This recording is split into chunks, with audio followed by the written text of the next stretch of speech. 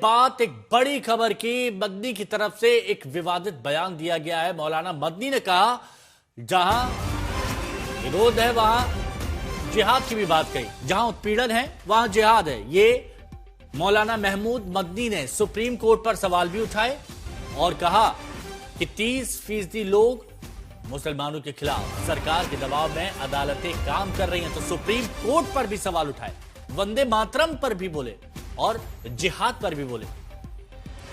जमीयत उलेमाए हिंद की governing body council की भोपाल में बैठक हुई। इस दौरान मौलाना महमूद मदनी ने सुप्रीम कोर्ट के हालिया फैसलों पर सवाल उठा दिए। कहा कि सरकार के दबाव में अदालतें काम कर रही हैं, सुप्रीम कोर्ट को सुप्रीम कहलाने का हक नहीं है। साथ ही बोले जब जब जुल्म होगा तब तब जिहाद होगा। बोले कि मुर्दा कौमें मुश्किलों में वंदे मातरम बोलने लगती हैं। आप समझिए कि कितना विवादित बयान यहां पर दे रहे हैं कि मुर्दा कौम मुश्किलों में वंदे मातरम बोलने लगती है, लेकिन आपको जिंदा कौम बनने रहना है।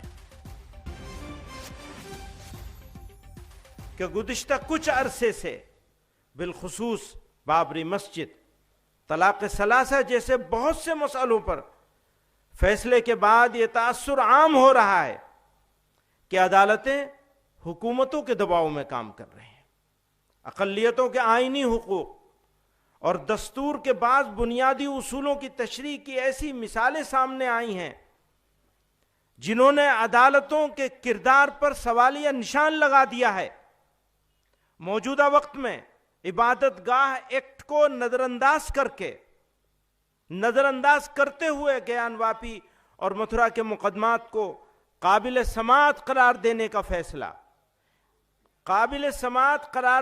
फैसला भी उसकी एक वाज़ेह मिसाल है। याद रखिए, सुप्रीम कोर्ट उस वक्त तक ही सुप्रीम कहलाने का मुस्तहिक है जब तक आईन की पाबंदी करे। मैंने तो हिंदुस्तान में मरने का फैसला कर लिया है। जिहाद, इस्लाम और मुसलमानों के दुश्मनों ने इस्लाम की मुक़द्दस इस्तिलाहात मसलन जिहाद के लफ्ज़ को एक गाली, फसाद और वायलेंस का हमनाम बना दिया है। लव जिहाद, लैंड जिहाद, तालीम जिहाद, थूक जिहाद वगैरह जैसे जुमले इस्तेमाल करके मुसलमानों की सख्त दिल आज़ारी और उनके मजहब की तौहीन की जा रही है।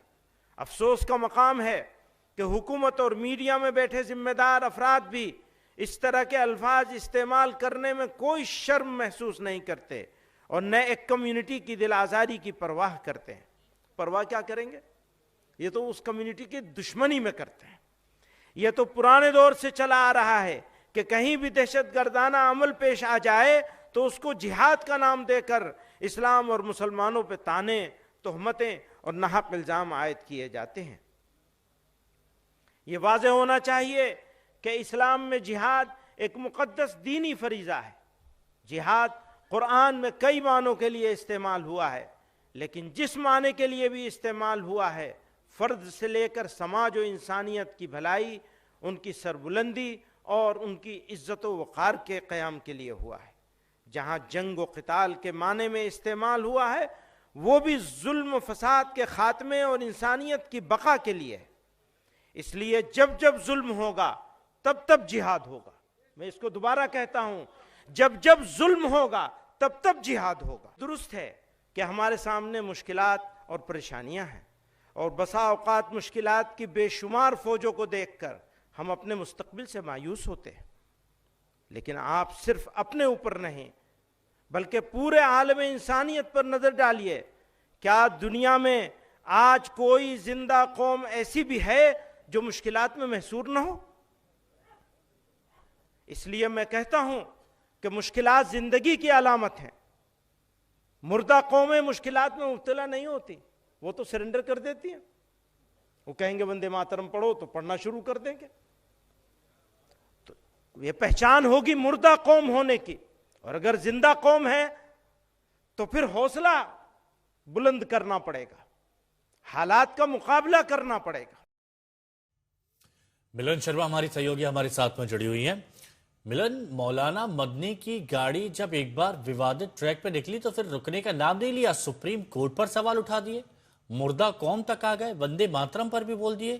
कोई मुद्दा उन्होंने आज छोड़ा नहीं, इनफैक्ट जिहाद की भी बात करने लगे।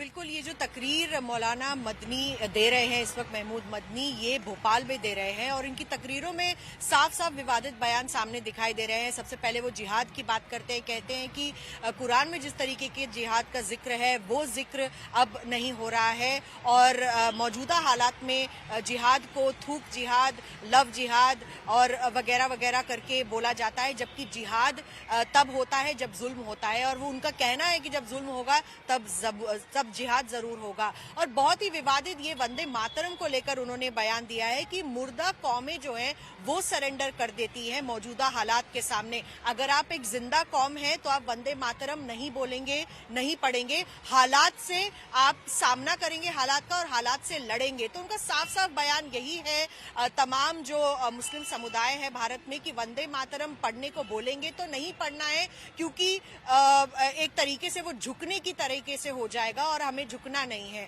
तो साफ साफ उनकी तकरीरों में दिख रहा है। सुप्रीम कोर्ट को वो सवालिया निशान खड़ा कर रहे हैं, सुप्रीम कोर्ट पर। वंदे मातरम पर भी उन्होंने ये बात बोली है और आप देख रहे हैं वंदे मातरम को लेकर देश में इस वक्त कितना विवाद हो रहा है। पहले से तमाम तरीके से अलग अलग बयान सामने आ रहे हैं और इसके बीच अब जो मुस्लिम समुदाय को ये तकरीर देते हुए भोपाल में मौलाना महमूद मदनी कह रहे हैं, तो साफ साफ दिख रहा है कि एक रेजिस्टेंस खड़ा कीजिए वंदे मातरम समझना चाहिए मिलन इनको कि जहां पर मौलानाओं को एक राह दिखानी चाहिए, विकास की बात करनी चाहिए, वहां पर सुप्रीम कोर्ट पर भी सवाल खड़े किए जाते हैं।